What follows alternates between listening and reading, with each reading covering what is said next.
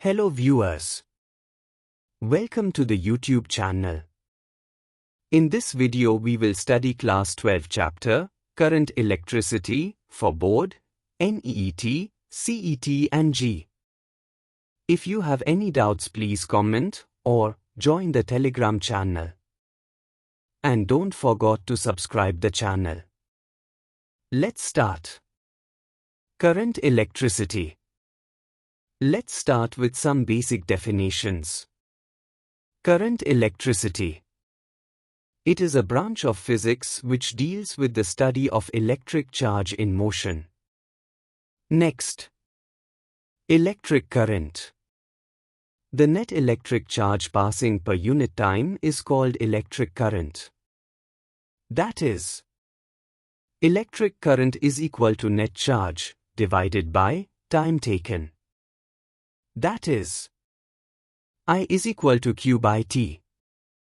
SI unit is coulomb per second, or ampere. Next. Ampere.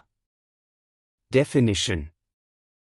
Electric current is said to be 1 ampere when 1 coulomb of charge flows in 1 second through a conductor of any cross-section. Next. Steady current. If the flow of charges is uniform, then the current is known steady current. That is, I is equal to Q by T, where Q is the charge flows through a conductor of any cross-section in time t. Next. Instantaneous current. It is the current at a given instant of time. If the flow of charges is non-uniform, then instantaneous current is given by I is equal to dq by dt, where dq is small amount of charge which flows through a conductor of any cross-section in small interval of time dt. Note 1. Electric current is a scalar quantity. 2. We have I is equal to Q by T. But Q is equal to NE. Therefore, I is equal to NE by T, where N is equal to number of free electrons. 3. I is equal to Q by T.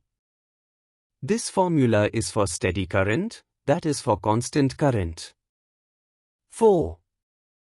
If current is variable, not steady, then we take instantaneous current. Let delta Q is small charge flows. Delta T is equal to small time interval. And delta T tends to 0.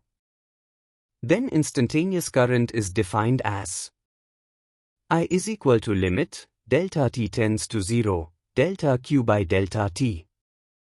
Next. Electric current in conductor. 1. In absence of electric current, the solid conductors have large number of free electrons. In the absence of applied electric field, the free electron move in a random direction due to thermal energy. Therefore, number of free electrons traveling in any direction will be equal to the number of free electrons traveling in the opposite direction. That is, net flow of free electron in a specific direction is 0. Therefore, in the absence of electric field net current flows through the conductor is 0. 2. In presence of electric current, take positive and negatively charged circular dielectric plates. Now, attach them on the two ends A and B of a conductor. Then end A is positively charged, that is plus Q, and end B is negatively charged, that is minus Q. Therefore end A is at higher potential, positive, and end B is at lower potential, negative. As a result, electric field is acted from A to B. Therefore, force is acted on free electron against the electric field. So all the free electrons move in a direction opposite to electric field. That is from lower potential to higher potential. As a result, net current flows through the conductor. During the motion, the free electrons collide with fixed ions and atoms due to thermal excitation, and they lost kinetic energy in the form of heat. Next, current density. It is the current per unit area normal to the current. Current density is equal to current by area of cross-section. That is, J is equal to I by A. Next, drift velocity, Vd. The average velocity with which the free electrons move in a conductor under the influence of electric field is called drift velocity. The SI unit of drift velocity is meter per second. Next, mobility. The ratio of magnitude of drift velocity to the applied electric field is called mobility. That is, mu is equal to Vd by E. SI unit is meter square per volt second. And mobility is positive. Next, state and explain Ohm's law. It states that the electric current flowing through a conductor is directly proportional to potential difference across its ends if temperature and dimensions of conductor kept constant.